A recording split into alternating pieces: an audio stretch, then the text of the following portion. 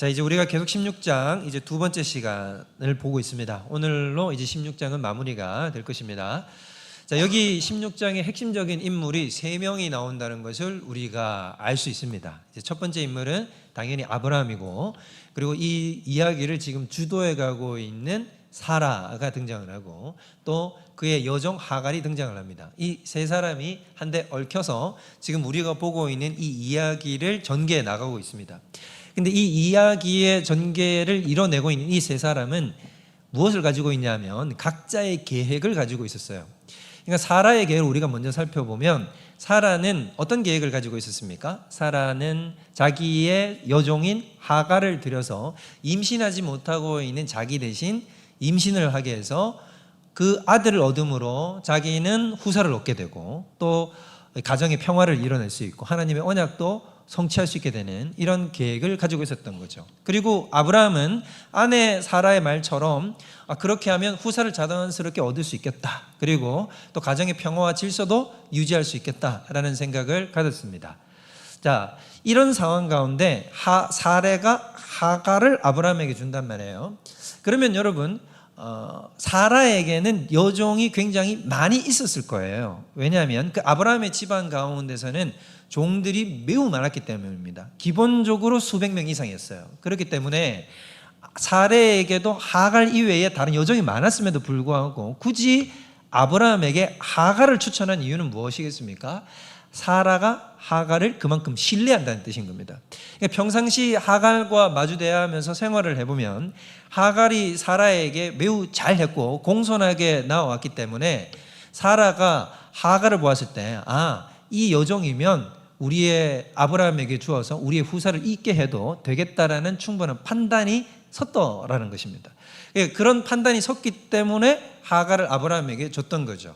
그래서 사라는 어떤 생각을 가지냐면, 하갈이 아이를 임신하고 나서도 자신에게 여전히 복종하고 또 여전히 자기를 따라오고 자연스럽게 아이도 잘 양육하는, 그리고 또 그 아이는 자신의 법적인 아이가 되는, 이런 아주 모든 것이 제대로 이루어져가는 상황을 상정하고 계획하고 있었다고 하는 것입니다. 자, 그런데 우리가 4절을 한번 보겠습니다.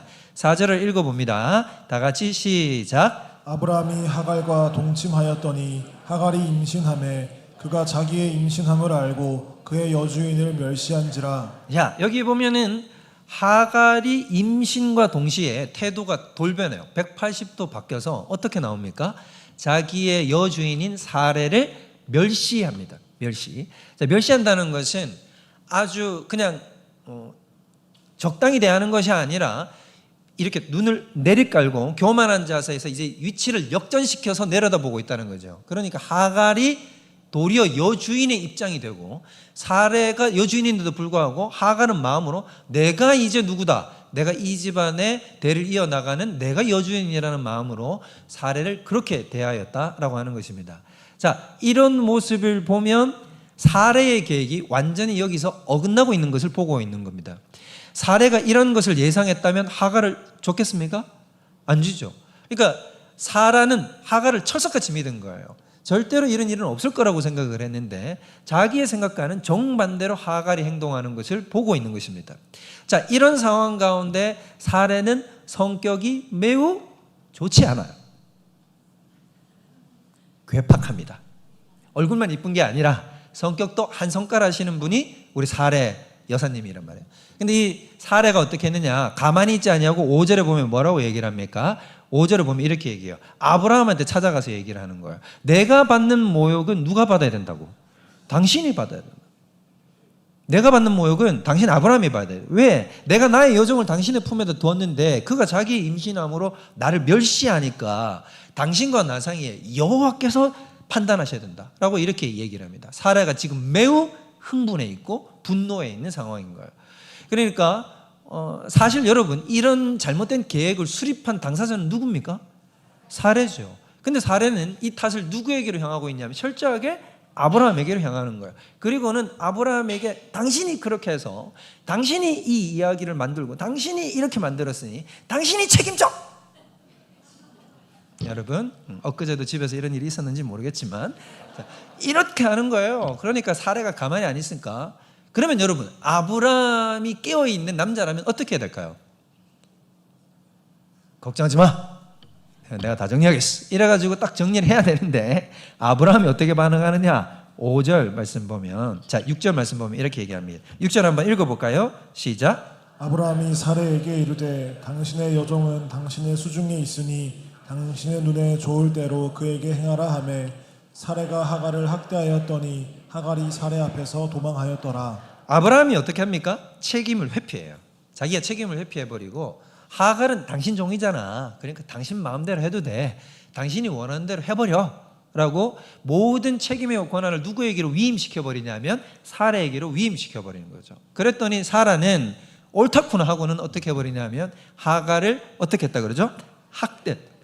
문자 그대로 학대를 해버리는데, 이건 굉장히 심하게 이제 정신적으로 육체적으로 학대하는 거예요. 이제 그로 하여금 스트레스를 극도로 있게 만드는 거죠. 내가 받았던 것을 몇 배로 되돌려 주는 겁니다. 그래서 이제 사라가 용서하지 않고 하갈을 압제하니까 하갈은 또 어떻게 되냐면 이것 때문에 살 수가 없는 거죠. 그래서 도망을 나오게 되는 이런 처지에 이르게 됐다고 하는 겁니다. 자, 그러면 이런 상황을 우리가 종합해서 보면 세 명 다 각자의 계획이 있는 거예요. 아까 사라의 계획, 아들 낳고 하갈은 날 순종해서 잘 따라올 거니까, 그리고 아브라함은 아들도 없고 가정의 평화가 이룩할 수 있으니까. 하갈은 어떤 계획을 잡았을까요? 하갈은 임신을 하면서 가졌던 계획이 뭐냐면, 이제 누가 이 집의 주인이 될 수 있겠다, 내가 이 집의 주인이 될 수 있겠다, 내가 신분이 상승할 수 있겠다, 내가 드디어 새날을 맞이할 수 있겠다, 이런 생각을 가졌다는 거죠. 그렇지만 우리가 지금 결과로 보고 있는 이 모든 현상은 어떻습니까? 지금 세 명의 계획이 모두 다 이루어지는 것이 하나도 없어요. 모두 이 세 명의 모든 계획들이 하나같이 다 산산조각 나고 있는 환경을 우리는 보고 있는 것입니다. 사라는 자기 뜻대로 안 돼요. 하갈이 반항해요. 아브라함은 후사를 얻을 것 같았지만 후사를 얻기는 그냥 지금 양쪽 여자 사이에 끼어가지고 어찌할 줄을 몰라. 죽을 지경이에요. 하갈은 또 어떻습니까? 자기가 여주인이 될 줄 알았는데 도리어 쫓겨나갈 형편이 됐어요. 그래서 이런 전반적인 이런 가정의 내용들이 왜 이런 상황이 벌어질까? 우리 지난 시간에 말씀을 드렸습니다마는 이것은 결국 가장 첫 번째 원인은 하나님의 언약을 따라서 기다리지 못하기 때문인 겁니다. 내가 내 마음대로 지금 펄떡펄떡 뛰기 때문이에요. 그리고 두 번째, 우리가 잘 보면 여기에 감춰진 이면 속에 뭐가 있냐면, 이런 모든 계획이 어긋나는 근본적 지점은 무엇 때문이냐면 이 세 사람 다 죄인이기 때문인 것입니다. 사람은 죄를 컨트롤을 할 수가 없어요. 인간은 스스로 안에 있는 이 죄성을 컨트롤을 못하는 겁니다.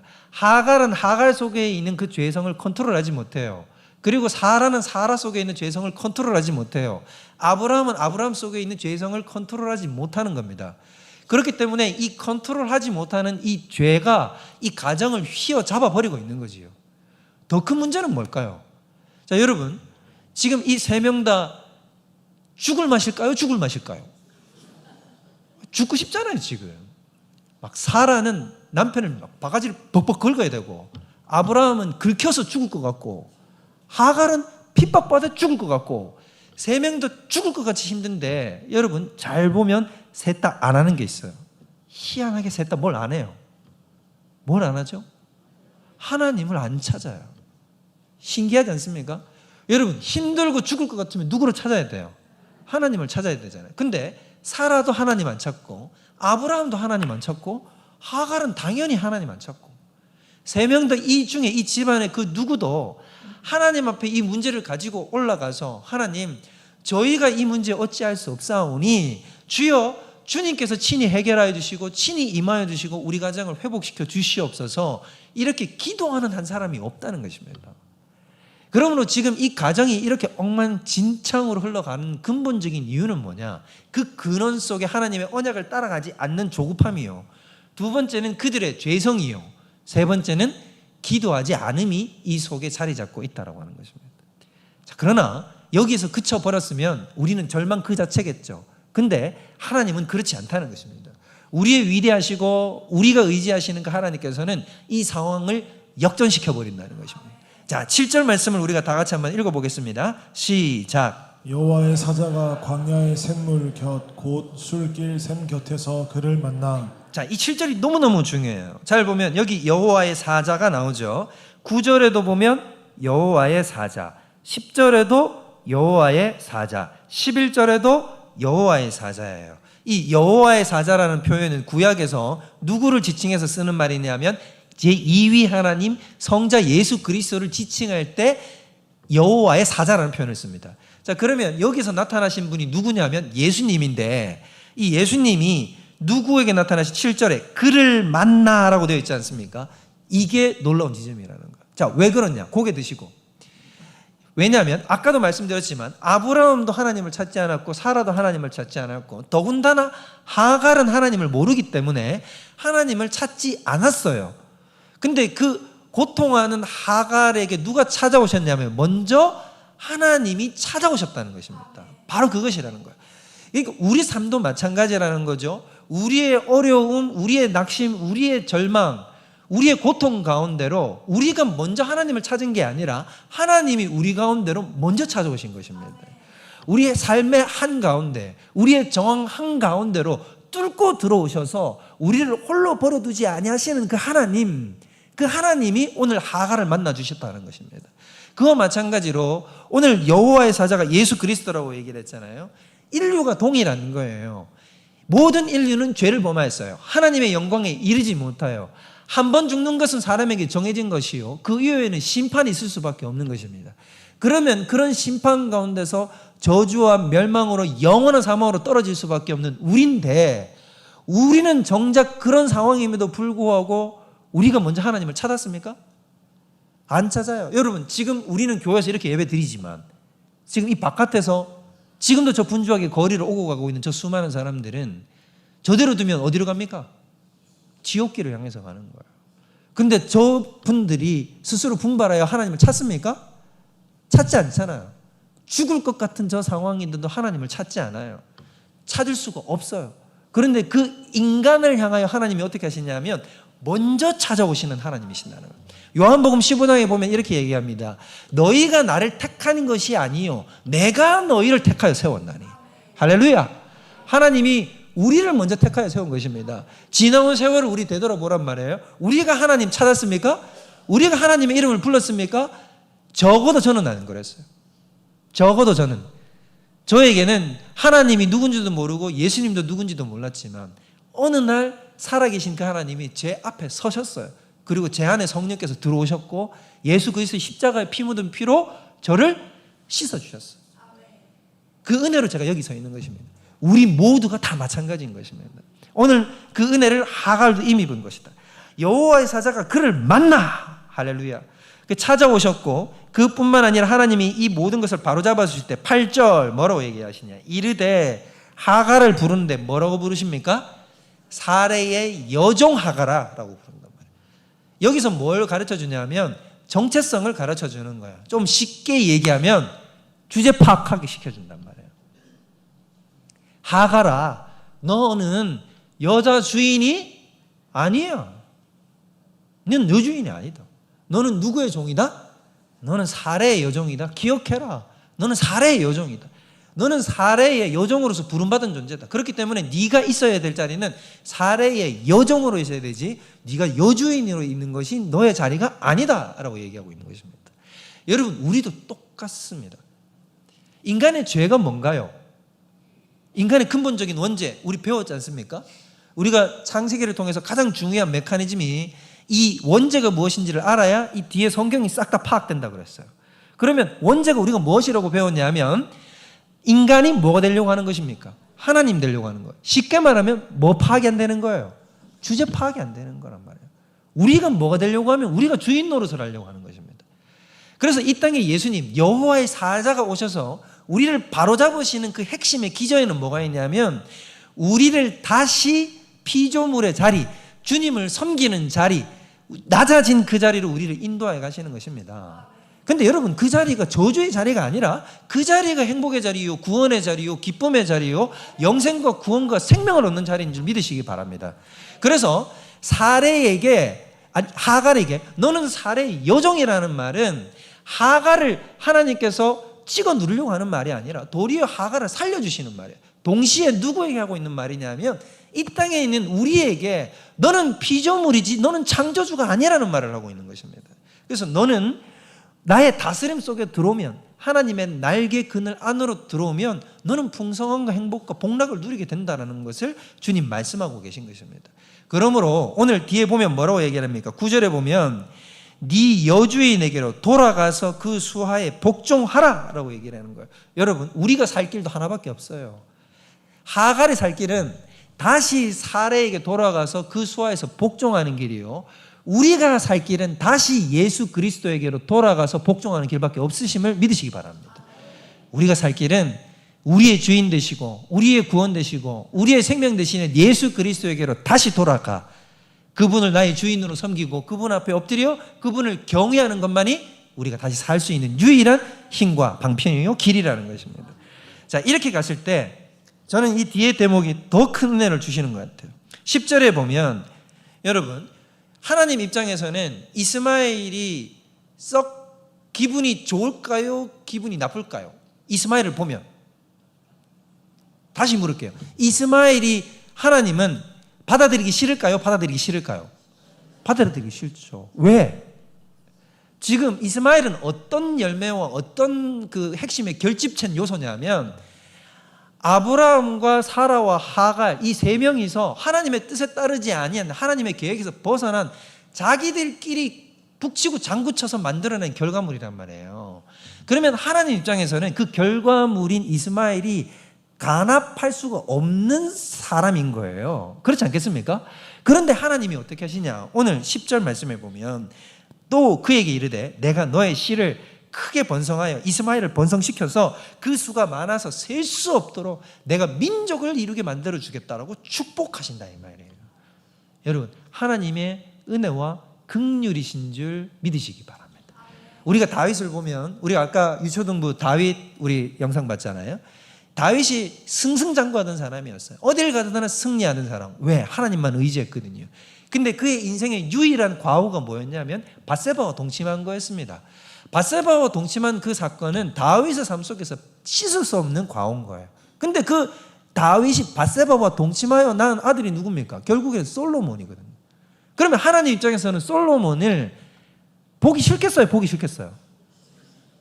끔찍하지 않겠습니까? 니들이 도대체 뭔 짓을 해가지고 이 솔로몬이, 그럼 하나님이 봤을 때는 이 솔로몬을 팍 잃어버렸으면 좋겠지만, 여러분, 솔로몬의 이름이 뜻이 뭐냐면 샬롬에서 나왔어요. 평강의 왕이. 자, 더 나가면 솔로몬의 또 다른 이름, 하나님이 직접 지어준 이름이 있어요. 그게 뭐냐면 여디디아라고 이름을 지어주거든요. 여디디아라는 이름의 뜻이 무엇인지 아십니까? 하나님이 사랑하는 자. 하나님이 솔로몬을 어떻게 한대요? 사랑한대요. 놀랍지 않아요? 여러분, 우리는 다윗과 같은 존재예요. 우리는 아브라함과 사라 같은 존재예요. 우리는 하면 뭐밖에 안 맺냐면 우리는 죄의 열매밖에 안 맺어요. 우리는 어리석은 것밖에 산출을 안 해요.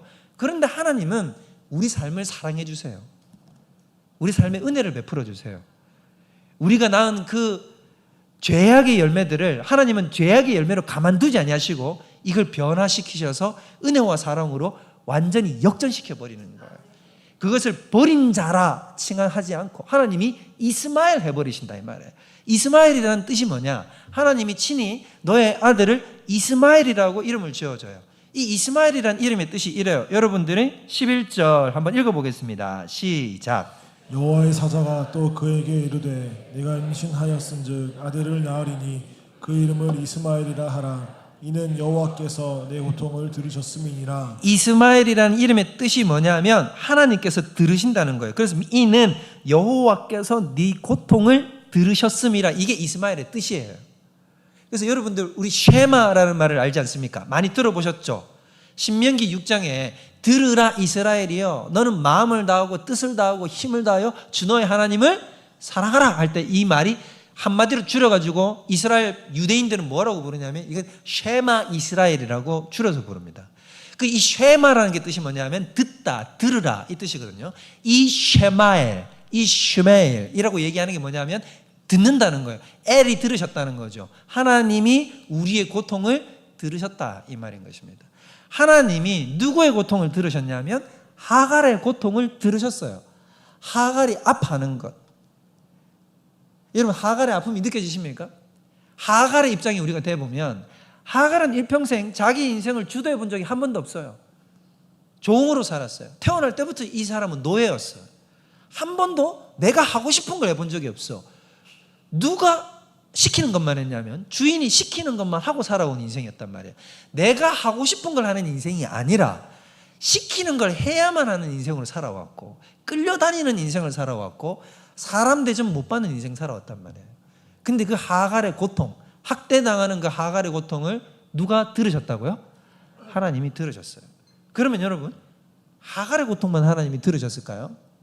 그렇지 않아요. 사라의 고통도 하나님이 들으셨고 아브라함의 고통도 하나님이 들으셨어요. 사라는 고통 당했을까요? 고통 안 당했을까요? 고통 당했죠. 여러분이 사라 입장이 돼보라고요. 제가 사라 입장이 돼보니까 참 너무 전 남자인데도 가슴이 아프던데. 여러분 그때 당시에 고대에는 애 못 낳으면 여러분 그냥 여자로서는 뭐 말로 표현을 못해요. 고기 못 들고 다니는 사람인데 더군다나 뭐라 그랬냐면 하나님이 분명히 후손을 주겠다 그랬거든. 아브라함을 통해서 후손 주겠다 그랬는데 후손이 태어나요? 안 태어나요? 안 태어나잖아요. 아직까지는 안 태어나니까 사라 입장이면 어떠냐면 하나님은 언약은 있는데 이루어지지 않는 게 누구 때문인 것 같을까? 나 때문인 거죠. 여러분 이거는 정말로 이거는 겪어보지 않은 사람은 경험할 수 없는 낙심이에요. 절망입니다. 저도 그런 경험을 많이 했기 때문에 얘기하고 싶으나 지금 시간이 너무 부족해요. 얘기할 수 없지만 여러분 내가 하나님의 뜻을 막는 장본인 같아요. 물론 사실 결과가 그렇진 않은데도 스스로 무슨 생각이 드냐면 나 때문에 하나님이 역사하지 못하는가라는 생각이 들면 이게 너무너무 그를 가슴 아프게 하는 거예요. 아브라함은 또 어떻습니까? 아브라함은 인생이 허무해요. 여러분 아무리 내가 가진 게 많고 아무리 내가 인생에서 잘 나가도 내가 내 뒤를 받쳐줄 내 후예가 없고 내 아들이 없고 내 자식이 없다는 건 내가 이거 아무리 노력해서 뭔 쓸모가 있는 내 인생이 이게 결국 터져나오는 탄식밖에 없는 거예요. 그런데 하나님은 하갈의 아픔만 들으신 게 아니라 누구의 아픔도 다 들으셨냐면 아브라함의 탄식도 들으시고 사라의 탄식도 다 들으신 거예요. 그리고 더 나아갈까요? 누구의 탄식도 다 들으실까요? 우리의 탄식도 다 듣고 계신 것입니다. 우리 출애굽기 3장을 한번 보겠습니다. 앞에 띄워드릴 거예요. 자, 7절 우리 다 같이 읽어봅니다. 시작. 여호와께서 이르시되 내가 애굽에 있는 내 백성의 고통을 분명히 보고 그들이 그들의 감독자로 말미암아 부르짖음을 듣고 그 근심을 알고. 자, 여기 보면 저게 모세에게 해주는 말이거든요. 가시떨기 나무 앞에서 하나님이 모세를 부를 때 얘기해 주는 말인데 뭐라고 얘기를 하냐면 내가 애굽에 있는 내 백성의 고통을 분명히 어떻게 했다고요? 보고 분명히 봤대요. 그 다음 그들이 그들의 감독자로 말미암아 부르짖는 것을 듣고. 자, 세 번째 그 근심을 알고. 세 가지를 강조해서 얘기하는 거예요. 나는 분명히 보고 있고 분명히 듣고 있고 나는 그들의 근심을 알고 있다라고 얘기를 하는 거예요. 그러나 저 당시에 이스라엘 백성은 무슨 생각을 하고 있었을까요? 정반대로 생각했을 거란 말이에요. 왜? 우리는 400년 동안 애굽에서 지금 종살이하고 있거든. 우리가 날마다 부르짖었거든. 그런데 우리 하나님은 응답을 했어요? 안 했어요? 안 했어요. 400년 동안 침묵했단 말이에요. 그러면 이스라엘의 입에서 터져나올 수 있는 탄식 그리고 생각은 뭐냐면 정말 우리를 하나님은 구원하려고 하나? 우리가 어려운 거 하나님은 알기나 하나? 좀 더 나아갈까요? 하나님은 우리 삶에 관심이 있나? 더 나아갈까요? 하나님은 살아있나? 이런 생각을 하게 된단 말입니다. 그러나 하나님은 오늘 말씀을 통해서 다시 띄워주세요. 분명히 말씀하고 계시다. 내가 너희들의 고통을 어떻게 하고 있고 분명히 보고 너희들의 부르짖음을 듣고 있고 그 근심을 내가 안다. 여러분 마음의 걱정과 근심, 고통과 신음소리를 누가 알아줍니까? 여러분 내 옆에 있는 내 배우자도 못 알아줍니다. 우리 자식들이 알아주나요? 우리 부모님이 알아주나요? 아니요. 그 누구도 못 알아줍니다. 마음에 걱정하고 통해하고 아파하는 그 마음은 그 누구도 못 알아줘요. 마음의 고통은 누구만이 알아줄 수 있냐면 살아계신 우리 하나님. 나와 같이 그 고통의 길을 걸어가신 예수 그리스도만이 내 마음의 심정을 알아주실 수 있는 거예요.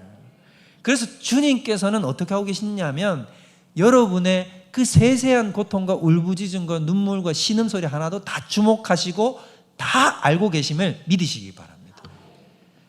이 고통 가운데 하나님을 만나게 되었을 때 하갈이 어떤 고백을 하느냐, 우리가 오늘 하이라이트에 접어들게 되는데 우리 13절을 우리가 한번 읽어보겠습니다. 시작. 하갈이 자기에게 이르신 여호와의 이름을 나를 살피시는 하나님이라 하였으니 이는 내가 어떻게 여기서 나를 살피시는 하나님을 배웠는고 함이라. 자, 여기 보면 이 문장에서 여러분 문장 앞에 잘 주목해서 보세요. 자, 저 문장에서 제일 중요한 단어를 딱 끄집어내야 돼요. 제일 중요한 단어가 뭘까요? 그죠? 나를 살피시는 하나님인데 그 중에서도 살피시는 하나님일 것 같은데 아니에요. 나예요, 나. 여러분 생각해 보세요. 하갈은 이전에 여호와 하나님을 알았을까요? 몰랐을까요? 몰랐어요. 하갈에게 있어서 여호와라는 분은 어떤 분이냐면 내 주인 아브라함이 섬기는 신이고 내 주인 사라가 섬기는 신이지 나와는 관련이 없어요. 나하고는 한 번도 소통도 없는 그런 신이에요. 그런데 이제 하갈이 이 고통의 한가운데를 지나갔을 때 여호와의 사자를 통하여서 하나님을 경험하게 되고 하나님의 축복도 받게 되고 하나님이 나의 고통을 들으신다는 사실도 깨달아 알게 되자 그 여호와 하나님이 누구의 하나님이 되었냐면 나의 하나님이 되었다 이 말이에요. 여러분 우리가 언제 우리 하나님을 나의 하나님, 나의 구주, 나의 영광의 주님으로 우리가 영접하게 되고 깨닫게 되냐 하면 우리가 하나님을 고통 가운데서 우리의 삶의 정황 한가운데서 그 누구도 알아두지 못하는 그 절망 속에서 주님을 만나고 경험할 때 우리는 주님을 나의 하나님으로 깨닫게 되는 거다. 제가 그랬어요. 제가 여러 번 얘기했잖아요. 고통의 한가운데 들어갔을 때 저는 그때까지 저에게 하나님은 어떤 하나님이었냐면 우리 외할머니의 하나님이었고 우리 외삼촌의 하나님이었고 우리 외할아버지의 하나님이었어요. 저의 하나님은 아니었어요. 그런데 그 하나님이 저에게 찾아오사 저를 만나두시고 보고 듣고 알고 계신다는 사실을 우리에게 가르쳐 주셨을 때 그때 비로소 하나님은 누구의 하나님이 되셨냐면 그 누군가의 하나님이 아니라 나의 하나님 예수 그리스도 나의 주님이 되셨다는 것입니다. 우리 삶도 마찬가지라는 거예요. 여러분 우리 욥을 보십시오. 욥이 그 많은 환난을 거쳤어요. 그리고 나서 마지막으로 그가 정점으로 하나님 앞에 섰을 때에 이런 고백을 하게 됩니다. 내가 이전에는 주를 귀로만 들었사온데 이제는 주를 내 눈으로 친히 배움나이다 라고 이렇게 고백합니다. 여러분 이 고백의 뜻이 뭔가요? 욥이 귀로 하나님을 들었다는 얘기는 뜻이 뭘까요? 눈으로 본다는 뜻은 뭘까요? 귀로 듣는다는 얘기는 이 뜻입니다. 귀로 듣는다는 건 무슨 뜻이냐면 남의 하나님, 그 누군가의 하나님으로 난 이때까지 알고 있었다는 거예요. 우리식으로 얘기하자면 아브라함의 하나님, 이삭의 하나님, 야곱의 하나님인 거예요. 근데 그 하나님이 누구의 하나님은 되지 못했었냐면 나의 하나님은 되지 못했다는 거예요. 그러나 욥이 그 시험과 환난을 다 통과하고 났을 때 비로소 욥은 하나님을 대면하여 보면서 뭐라고 이제 고백할 수 있게 됐냐면 주님은 내가 귀로 들은 하나님이 아니라 내가 눈으로 배우는 하나님이십니다. 내가 직접 겪은 하나님이십니다. 이제는 누가 뭐라 하지 않아도 주님은 나의 주인이십니다 라고 고백할 수 있는 믿음의 단계에 도달을 했다 이 말입니다. 하나님은 우리 모든 한 사람 한 사람을 이런 자리로 이끌어 가십니다. 여러분 지금 슬프십니까? 낙심되십니까? 아니면 혹은 또 여러분은 지금 알지 못하는 상황 가운데 들어가 있습니까? 아니면 지금 여러분이 영적인 눈이 감겨서 하나님이 잘 느껴지지 않습니까? 이 모든 상황 가운데 하나님은 우리를 이 길로 통과하게 만드셔서 우리와 동행하시고 우리와 떨어지지 아니하시고 우리의 신음소리 하나에도 주목하셔서 결국 여러분의 마음속에다가 무엇을 새겨 넣으실 것이냐면 내가 바로 너의 하나님이다. 내가 너의 아버지다. 내가 너의 주인이요. 내가 너를 유일하게 건져내는 너의 구원자다라는 사실을 알려주시고 새겨 넣으실 것입니다. 여러분 그 하나님을 만나십시오. 그 하나님을 만나시고 우리도 이와 같이 고백합시다. 하나님이 나의 고통을 들으셨도다. 이스마엘 하시는 나의 하나님이시다 라고 그렇게 고백하실 수 있는 저와 여러분들 되시기를 주님의 이름으로 축원드립니다. 우리 다 같이 자리에서 일어나시겠습니다. 우리 일어나셔서 우리 주만 의지해 우리 찬양할 텐데요. 여러분 우리 생각해 보면 우리가 하나님 아닌 의지했던 모든 것은 다 변해져 가버립니다. 내 마음 안에는 억울한 마음만 쌓여갑니다. 그러나 우리 하나님은 우리를 부르세요. 모든 일을 선으로 이겨내고 죄의 유혹을 따르지 말고 오직 그 크신 하나님의 사랑만을 붙들으라고. 보이는 상황에 무너져도 오직 예수의 능력이 우리를 붙드신다는 사실을 믿고 나아가라고 주님 말씀하시는 것입니다. 우리 다 같이 우리의 마음의 고백을 담아 이 찬양으로 주님 앞에 나아가도록 하겠습니다. 의지했던 모든 것 변해가고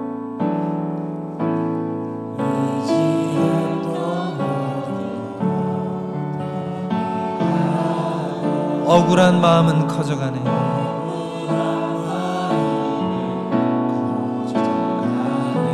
부끄럼 없이 살고 싶지만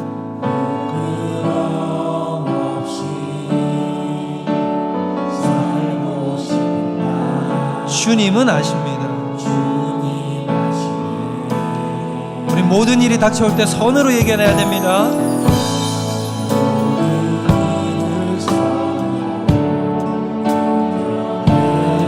죄의 유혹 앞에 엎드리면 안 됩니다.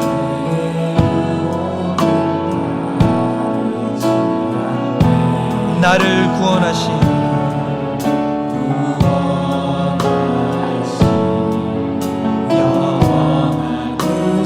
크신 그 은혜 날 붙드시네. 주어진 내 삶이 작게만 보여도 주어진 내 삶이 작게만 보여도 선하신 주 나를 이끄신 보내 중심을 보시는 주님만 따르네. 날 택하신 주만 의지해. 보이는 상황에 무너질지라도 보이는 상황에 무너질지라도 예수 능력이 나를 붙드네. 보이지 않아도 주님만 따르네. 내 평생 주님을 노래하리라. 모든 일을 선으로 이겨내고 모든 일을 선으로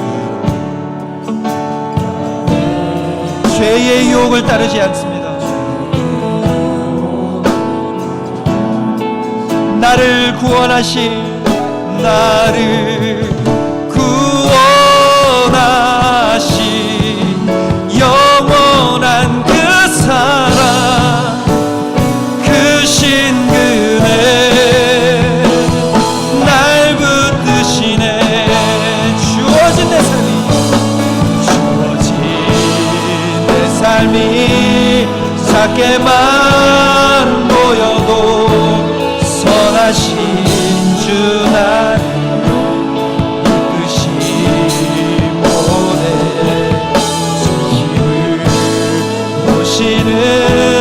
주님만 따르네. 날 택하신 주만 의지해. 보이는 상황에 무너질지라도 상황에 무너질지라도 예수 능력이 나를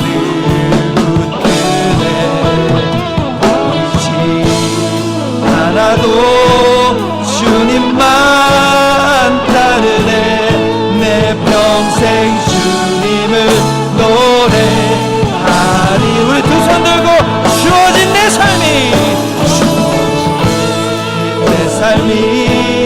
작게만 보여도 선하신 주 나를 이끄신 보내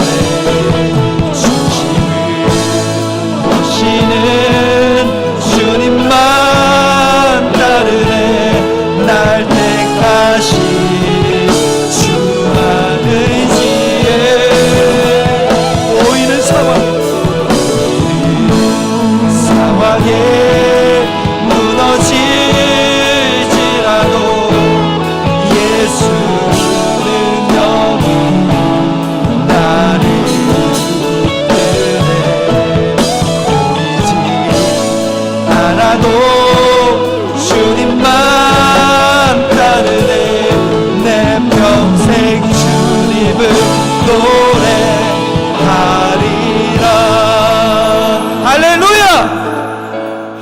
아버지, 보이는 상황에 우리가 무너질지라도, 내 삶이 작게만 보여도 우리는 선하신 주님만을 의지하며 나아가길 원합니다.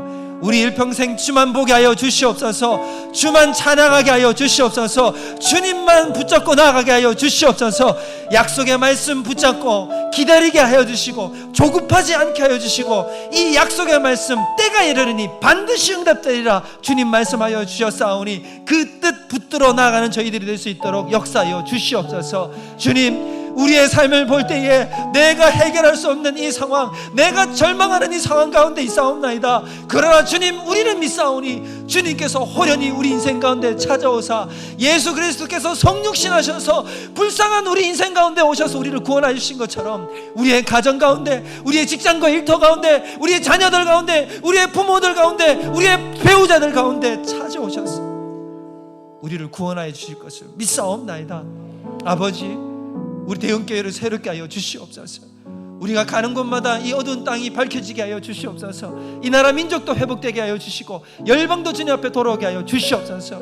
그러하여 스스로 돌이킬 수 없는 이 모든 열방이 주님 앞으로 돌아와 주님을 찬양하고 경배하는 그날이 이르도록 우리 대형교회가 각성하고 분발하여 끝까지 주님 나라 위에 달려갈 수 있는 주의 백성 될 수 있도록 역사하여 주시옵소서. 주께서 우리에게 주신 그 사명 이루기까지 멈추지 않는 우리 교회 되도록 인도해 주실 것을 믿사오며, 이 모든 것 우리 주 예수 그리스도의 이름으로 기도하옵나이다. 아멘. 이제는 우리 구주 예수 그리스도의 은혜와 하나님 아버지의 그 무한하신 사랑과 성령님의 위로교통 충만 인도 보호하시는 역사가 우리 모든 하나님의 백성들 머리 위에 이제로부터 영원토록 함께 있을지어다. 아멘.